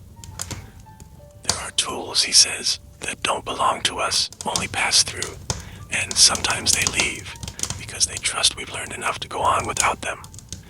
The fire doesn't flicker, and the cat, Helga, doesn't move, because sometimes the truest warnings are gentle, and sometimes the most powerful gifts are the ones that come back only to say goodbye. You're barely awake now, floating in that tender space where dreams begin before your eyes close. The longhouse has dissolved into feeling, warmth near your legs, the soft breath of the hearth, the shape of stories folded neatly across your chest like a second blanket. The old man doesn't need to ask if you're still listening. You are, in all the ways that matter. He speaks again, the words feel older than even he is. There was a calendar once, he says, made not of stone or parchment, but of meows. You almost laugh, but the sound turns into a smile inside your mind. Of course it was. It belonged to a village that didn't believe in the moon, he explains. They believed in cats. He waits just long enough for that to sink in, not as a joke, but a fact. They didn't track months or seasons. They tracked behaviors, the frequency of yawns, the number of times a tail curled clockwise, the sound and tone of the first meow each morning. You imagine it now, a tiny village with scribes hunched over ledgers not of tides or stars, but of feline quirks. They called it Mjukmarker, the soft count. You nearly whisper it aloud. It feels smooth in your mouth like velvet. Each cat had a pattern, he continues, one only they could follow.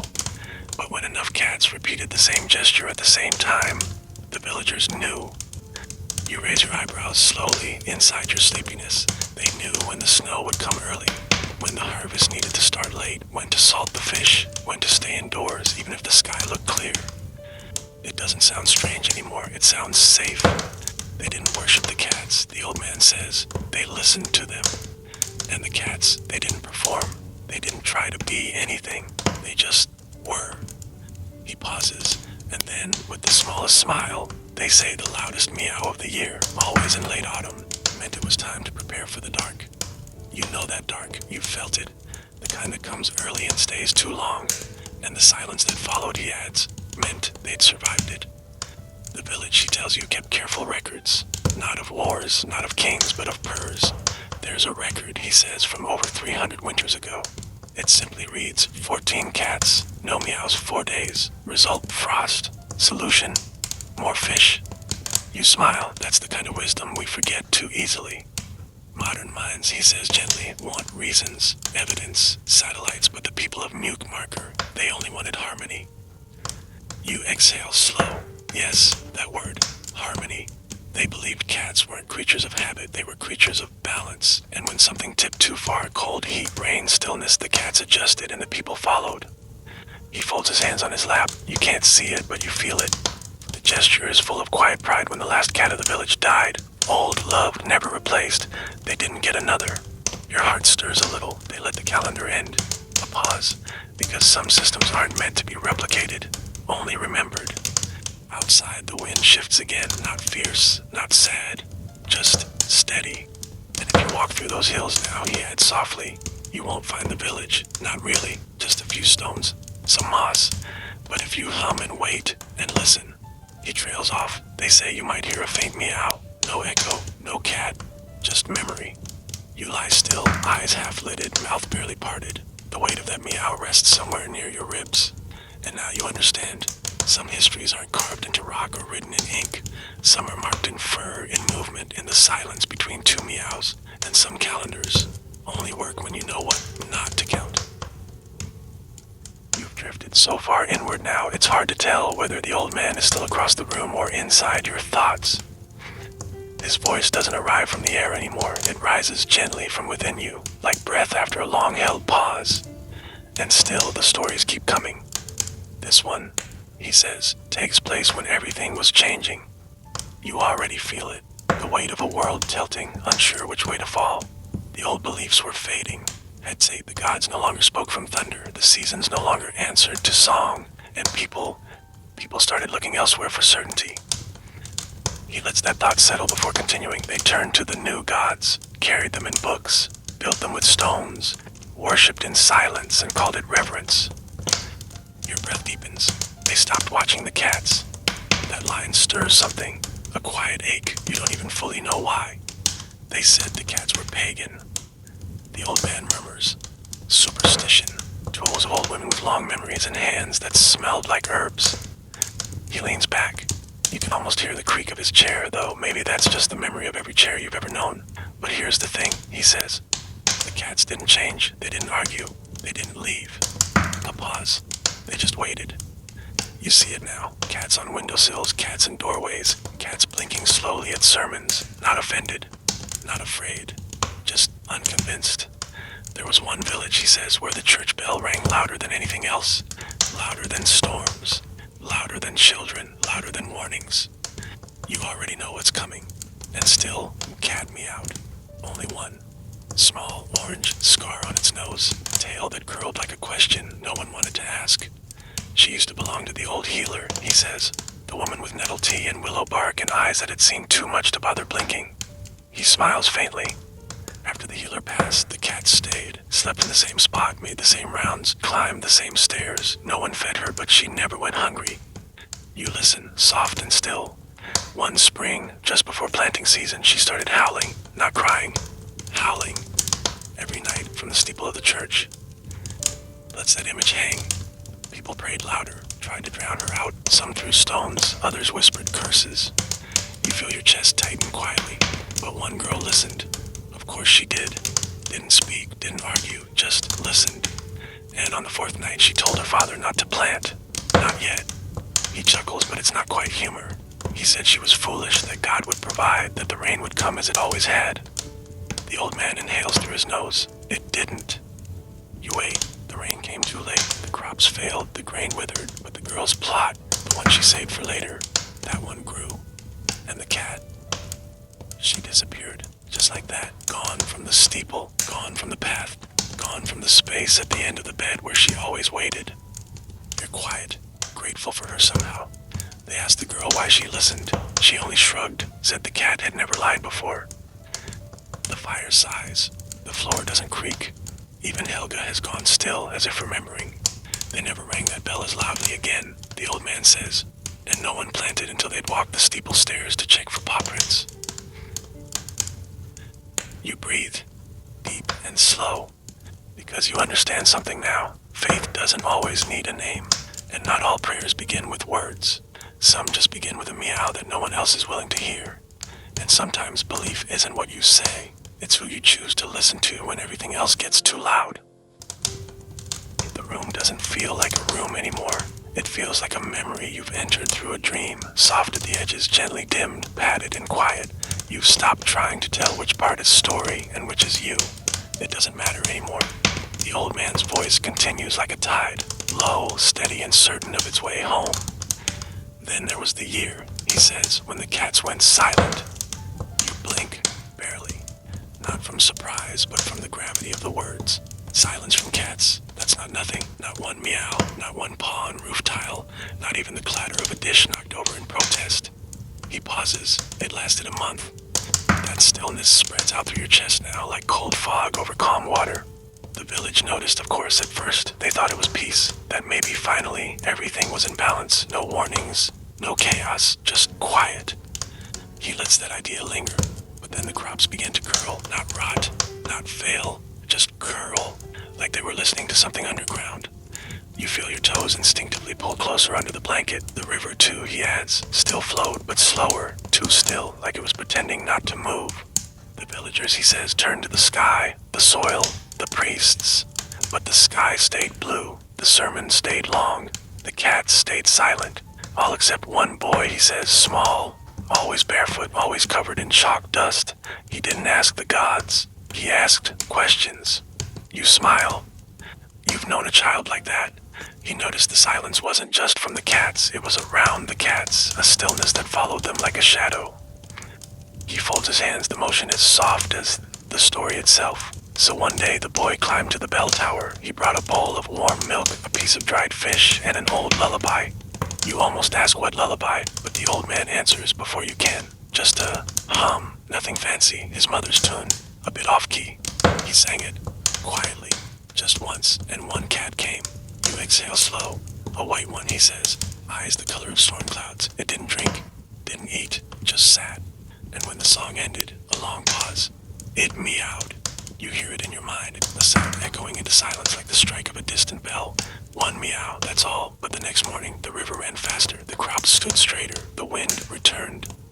And the other cats, they followed the white one by one, from shadow to windowsill, from roof tile to rafter. The village never quite understood what had happened. Most didn't ask. They were too relieved. But the boy knew. He said the world had gone quiet not because it was safe, but because it had stopped listening. You let that sink in. And when we stop listening, the old man murmurs, sometimes the world waits. You hear how we shift, just once. The barest rustle of fur on wool. The boy never became a priest, he adds, or a chieftain, or a hero. But every spring he'd climb back up the tower, sing the same lullaby, and wait. And every year a cat would come, sometimes white, sometimes gray, sometimes just a tail flicking beneath the bell ropes, but always there. You close your eyes fully now, not to block out the story, but to join it. There are silences, he says, that mean danger, others that mean peace, and then there are the ones in between, the ones that ask you to notice. The kind that purr without sound, that wait on rooftops, that twitch in your peripheral vision, that remind you what is unspoken is not always unheard. The hush in the room has grown so complete now, it almost hums, a kind of living silence that doesn't ask for stillness, but rewards it.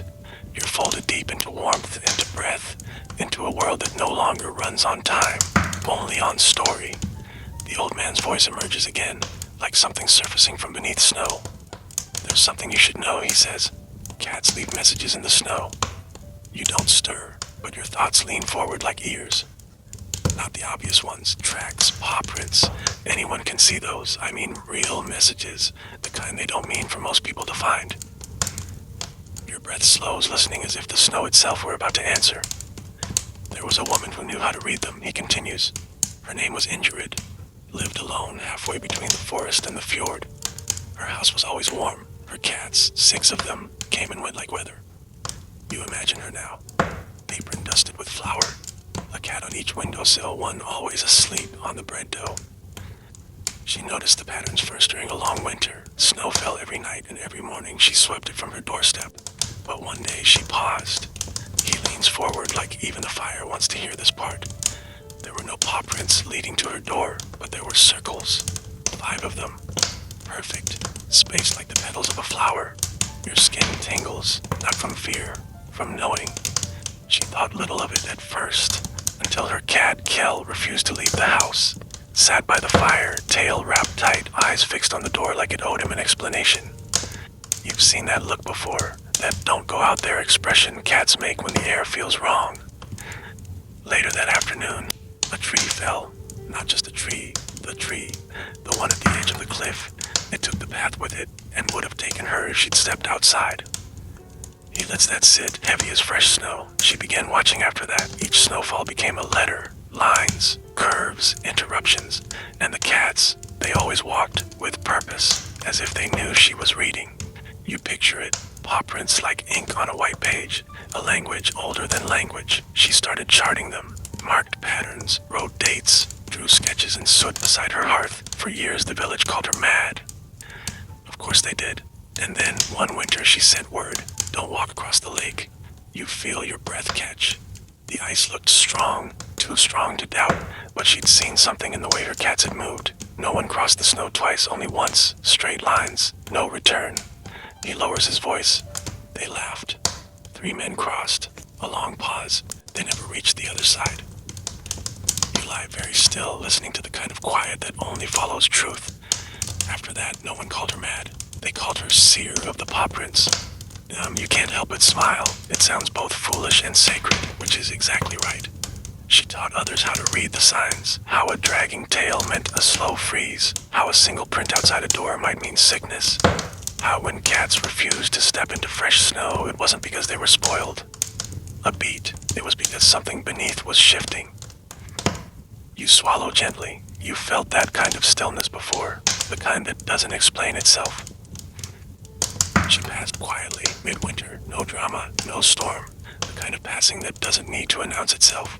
Then the next morning her cats left tracks across the hill, he says, a perfect spiral, leading to the woods. And then, nothing. No return, no noise, no meows, just snow, smooth, undisturbed. You feel something behind your ribs stir, not sadness, just deep, soft awe. To this day, the old man whispers the villagers leave the first snowfall untouched, just for one night, in case there's a message, in case she still walks with them. The fire gives one last sleepy crack, and now you know, some messages aren't spoken, some warnings don't shout, and some languages are written in soft paw steps in snow that dares not melt. The fire's last breath has gone quiet now, leaving behind only a faint orange memory in the ashes. Yet you don't feel cold, not even close. There's a warmth in the room that doesn't come from flame, a quiet heat that settles in your chest, in your throat, in the spaces between your ribs where story lives. The old man doesn't speak at first. When he does, it's a whisper made of smoke and threadbare memory. There's an old belief, he says, that you can tell the future by looking into a cat's eyes. You don't open yours, but somehow you're looking right at him, listening with your whole body. Not just because they see better in the dark, not because their pupils shift like tides, but because they don't look at you, they look through you. He's right, you felt it, that deep, unblinking stare that makes you question all your decisions, your dreams, your unpaid debts. In the north, he continues, some believe that a cat's eye could reflect the weather before it happened. You wait, curious now, sleepy but tethered. On the coast of Scandinavia, he says, there was a boy named Einar. Small, quiet, never ran, never shouted. He had a cat named Isa. You let the name echo for a second. It sounds like something wind would name. She was thin as driftwood, with pale gray eyes, almost clear, looked like fog you could touch. Einar didn't have much, the old man explains. His family fished when they could, farmed when they couldn't, but he had Isa. From the time he could crawl, she had curled next to him, more wisp than animal, more shadow than shape. She never meowed, he says, just stared. Not in judgment, just watching. People joked at first, said she was waiting for him to grow interesting, but when he turned 10, something changed. You lean closer without moving. One morning he ran through the village shouting, storm, storm. The sky was clear, the air was sweet. They laughed, of course, until 2 hours later when the clouds rolled in with the force of forgotten gods. Boats were smashed, nets lost, but no lives. Because they had time. How did he know? He said Isa's eyes turned dark before the storm, the old man says. Not black, just deep. Like her pupils swallowed her whole. And so the watching began. Whenever her eyes shifted, he'd warn them. No instruments, no charts. Just him and the way she blinked. You pause, almost holding your breath. He was right. Every single time. Not just storms, droughts, cold snaps, heat, even births. A beat. She blinked slowly twice the morning before the midwife went into labor with twins. Einar just sat by the window and said, you should boil water. You grin somewhere deep inside your chest. They came to call him the last seer, the old man says, but he always said the truth. He wasn't seeing anything. Isa was. It wasn't magic. Not really, just a tension, the kind so quiet it makes you feel loud just thinking too hard. He lived into his 40s, quietly, with Isa always at his side. And when he died, peacefully in his sleep, they buried him overlooking the sea. You already know what's coming. And Isa, he says, his voice softer now than the wind. She curled beside the stone, stayed for 3 days, then walked into the mist and was never seen again. Silence. Then, they say when the fog rolls in on a certain kind of morning, her eyes can be seen in the cliffs, two pale glints watching the tide. You inhale, slow and shallow. It feels like the world has exhaled just for you. Cats don't tell the future, the old man finishes. They remind you that the present is already speaking, if you're still enough to notice. You lie there, so still you swear you can feel the blink of an unseen cat somewhere just beyond the edges of your sleep. Not watching, just knowing. The air in the room now is feather light, like the space between snowflakes or the moment just before you fall fully asleep. There's no longer any distinction between the story and the warmth, between the breath of the old man and the soft stir of the cat by the door. Everything is one long exhale, and still the voice finds you, like a whisper passed from dream to dream. Have you ever seen a cat sit in a doorway? He asks. You don't answer out loud. You don't need to, because the image is already there, vivid and familiar. A cat, still, perfectly framed, not in, not out, just between. They say that cats belong to thresholds, he continues, places that are not quite one thing, not quite another. You feel yourself settle even deeper beneath your blanket. The world seems thinner here, like you could reach through it with a thought. Doorways, windowsills, the space between waking and sleep. Cats don't just live in our homes, they live in the in-between. There's reverence in his voice now, not worship, but something quieter, a kind of deep, lived respect. There was a village once, he says, built on a slope between a mountain and a marsh, half in light, half in shadow. It always felt a little tilted, a little unsettled. You picture it, a place where the wind always seems to arrive from two directions at once. They had a cat named Yomi, thin, white, silent. He slept in the same spot every night, just inside the threshold of the town hall. Never moved beyond it, never fully entered. You wait, knowing the tail has already curled itself around your legs. Some thought it was a quirk, the old man says. Some thought he was guarding something. Others believed he was the hinge, the one holding the balance between what was and what could be. You let that echo inside you, the hinge. Not loud, not visible, but vital. The Yomi never gave warnings, never ran, never hissed. But when things were about to change, truly, deeply change, he would stand, just stand, on the exact line between in and out. One day the story shifts. They plan to build a road through the marsh to drain it, level it, connect the village to the newer towns to the west. Progress. You can almost taste the word, bitter at the edges. But the night before construction began, Leomi stood, just stood, all night. One paw in, one out. The people noticed. They argued, debated. Some said it was just coincidence. But the elders, the ones with memories like dry leaves, told them to wait. They did. 3 days. On the 4th, the marsh rose. You don't need details, you understand already. It wasn't water, he says. It was mist, thick as wool, crawled up the slope like it had forgotten how to stay low. Anyone who stepped into it came back quiet, changed, as if they'd left something behind they didn't mean to. The road was never built, and Yomi, the old man asked softly. He lay down again in the same place like nothing had happened, but no one ever crossed that threshold without bowing first. You hold that image, a cat between worlds, guarding not with growls but with stillness. There are places, he says, where the veil is thin, where the past hasn't fully let go, and the future hasn't quite arrived. In those places, cats are not just creatures, they are bridges. Your breath catches not from fear, from awe. They say, he whispers, that if you see a cat sitting in your doorway staring at nothing, you should sit too, just for a moment, just in case. A silence follows, not empty. It holds everything. The mountain, the marsh, the space between. And as you lie there balanced on the edge of sleep and story, you realize something very old and very true. Some guardians don't need weapons. Some thresholds don't need doors. And some cats keep the world from tipping just by sitting still. around you has dissolved into softness, into a cradle of shadow and breath where sound is less heard and more felt. The voice continues not because it must, but because something ancient and gentle still has one more thing to give. The old man speaks, and this time feels like a lullaby spoken by the bones of the earth. Long ago, he says, there was a house no one could live in. You don't stir, but your mind lifts its head, ears perked like a listening cat. It wasn't cursed, he explains, wasn't haunted. It didn't creak louder than others or stand in a strange place. It simply refused to feel like home. You imagine it, windows clear, doors strong, roof perfectly sealed, but cold in a way that fires couldn't touch.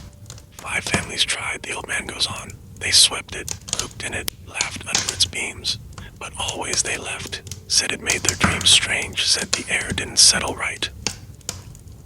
He shifts slightly in his seat as if turning a page only he can see. One night a widow arrived, old, quiet, carried everything she owned in 2 baskets. In one hand, bread. In the other, a cat. We don't even need him to say it, you already know the cat's name matters. Her name was Hala, he says, and the cat, not, all black, one eye, moved like oil on stone. They entered the house. She didn't speak to neighbors, didn't ask for advice, just unpacked, lit a fire, let the cat pick a room. You can almost see the glow from her hearth, flickering against empty walls. And that night, for the first time in many years, the house slept. He pauses. The dream stopped being strange, the air settled, the wind didn't knock at the shutters like it usually did. Hala stayed. And so did not. She made no repairs, the old man adds, no rituals, no salt circles. She simply let the cat roam. And roam she did. Each night, Not would walk the walls, and I'd press her face into corners, sit on stairs no one used, and each time she passed a spot, something shifted. You wait, breath caught in that between space again. The boards stopped creaking, the rooms warmed, the floor stopped pushing back when you stepped too hard. One evening, a neighbor asked her what she'd done. Hala just smiled, said, "The cat is teaching the house how to be lived in." You let those words echo, soft, perfect, true. They'd forgotten, he says gently, that places need trust too, that walls remember, that sometimes a home won't open itself to you, unless a cat tells it you're safe. The house became known as the listening home. People came from other towns just to spend a night, not to see Hala, but to see where Not had chosen to sit. Some said the cat purred against the beams and left calm in the wood. Some said she whispered to spiders who spun friendlier webs. Some said nothing at all, because some things aren't meant to be explained. One day, the old man continues, Hala passed quietly in her sleep. The fire burned low. The tea stayed warm beside her bed. And Not. She walked the entire house one final time, slowly, carefully, and then curled up in the window, one eye still watching the door. She stayed there for 3 days, then disappeared. No one moved in after that, not because they were afraid, but because the house had already loved enough. You swallow slowly, gently. It still stands, he says, and if you visit, they'll let you sit inside for a while, but only if you're quiet and only if you listen. And as you lie there now, wrapped in hush and fur and firelight that isn't even there anymore, you begin to understand. Some houses need words, some need warmth, but a few, the oldest, the wisest, only open when a cat says it's time. And sometimes, the best way to enter is not through the door, but through trust. By now, you don't remember when the story began. You only know that you're in it, not listening, living in it. As if your breath and the old man's voice are 2 strings in the same soft chord. The room is no longer a place, it's a feeling. And still, the story continues, because stories like these don't end, they simply choose where to pause. There's one tale, he says now, voice low and close, that only gets told when everything is quiet. It's quiet now. This one, he says, is about a cat who waited. You listen with your whole chest. His name was Varthi. A name like stone, like watching, like silence wrapped in fur. He belonged to no one, the old man continues, but everyone knew him. He was the dock cat, the one who sat at the end of the pier. Rain or sun, morning or midnight, facing out to sea, always watching. Didn't meow, didn't move much, just waited. The sailors believed he was waiting for something, or someone, a ship lost at sea, a lover, a storm, maybe even a god who never came back, knew, and no one asked. But he became part of the harbor, boats didn't leave until they touched the post where he sat. Superstition maybe, or maybe just respect. One winter, a storm rolled in, the kind that doesn't just rattle windows, it tilts time, makes you forget what dry feels like, makes even the stars stay quiet. Everyone took shelter, even the gulls, but not Barthy. He stayed on the pier, curled in a tight coil of salt and patience. The wind screamed, the water rose, and still he waited. The next morning the storm was gone, and so was Barthy. You feel that ache, quiet and cold, a space shaped like him. The pier was damaged, one boat lost, but the rest survived. And near the end of the dock where he used to sit, the old man's voice softens further. A perfect circle, dry, untouched by sea, as if something had refused to let the storm pass. No one filled his spot, no one brought a new cat, but people still walk there, he says. Place a hand on the post, whisper something, even if they don't know why.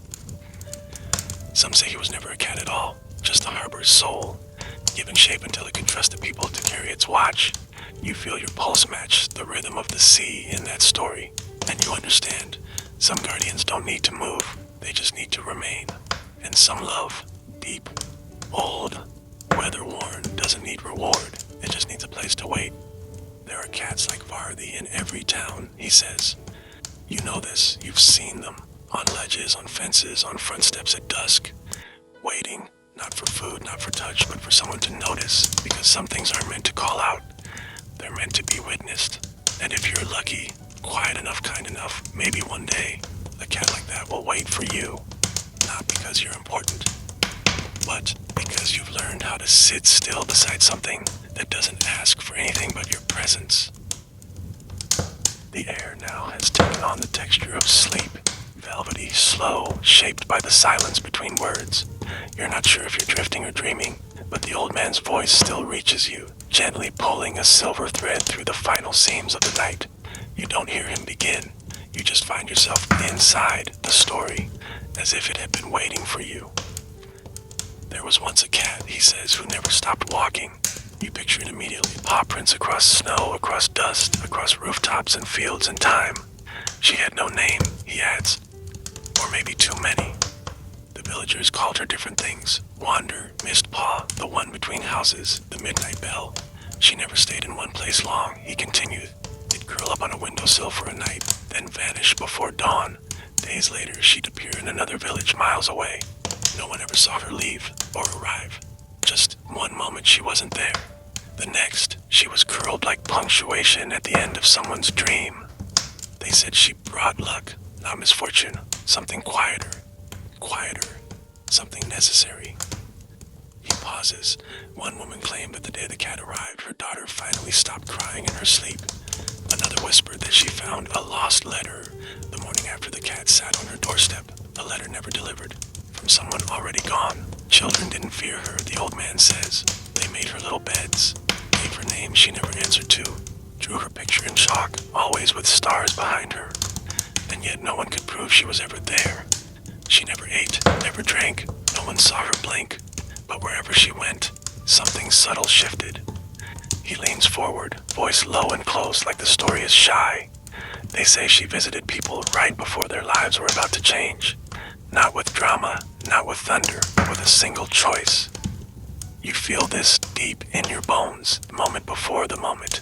The hush before a truth you didn't know you were ready for. Some ignored it, some didn't notice. But those who did, he lets the thought hang like mist. They often said later that they had made a decision they didn't fully understand. Left a job, took a road, forgave someone, waited one more day. And always, the cat had been there the night before. Watching, sitting, not suggesting, just being. One family tried to keep her, he says. Built her a collar, left fish out, closed the gate. You know how that ended. She was gone by morning, the collar left in the center of the rug, shaped like a question mark. You smile. Of course it was. They say she's still walking, still showing up where she's needed most, in the lives of people standing on the edge of something they can't name. You feel it now, not fear, not tension, but that quiet buzz of being seen by something that doesn't need to explain itself. And if you wake one night, he says, and see a cat you don't recognize curled on your windowsill, just for a moment, don't move. You listen with your heartbeat. Don't call to her. Don't ask why she's there. Just stay still. breathe in and ask yourself, what is about to change? A pause. And when you know the answer, really know it, she'll be gone. The story doesn't end. It simply stops speaking, because what comes next is yours now. And some visitors leave only when their message has been heard. Fire is long gone now, but you don't miss it. The warmth still lingers, not in heat, but in knowing. The story has become a blanket pulled up to your chin. It breathes with you. Slow, certain. You're not awake anymore, not really, but you're still listening, just enough to hear the last tale begin. The old man's voice, so quiet now it could be mistaken for wind, says, "This is the story of the cat who came at the end." You feel your chest rise, gently, as if the story has been waiting its whole life to be told. No one remembered where she came from, he says, only that she arrived when the village was tired. Not in ruins, not under attack, just tired. They had survived the storms, rebuilt their roofs, stored grain, sowed, harvested, lost, loved, buried. His voice is a thread now, stitching gently along your thoughts. But somewhere along the way, the colors faded. The laughter became polite. The silence became sharp. You know this kind of tired, the kind that doesn't sleep, the kind that settles. And then one morning she was there, gray, soft, not young, not old, just there. She didn't pick a house, she didn't wander. She just walked slowly through the village once each day. She'd pause at the baker's stoop, sit under the weaver's table, stare at the church window. Not long, just long enough. The villagers didn't know what to do. They didn't fear her, didn't feed her, but they noticed her. And slowly things began to shift. The old man lets this unfold like fog lifting. The baker started humming. The weaver left flowers on windowsills. The priest shortened his sermons.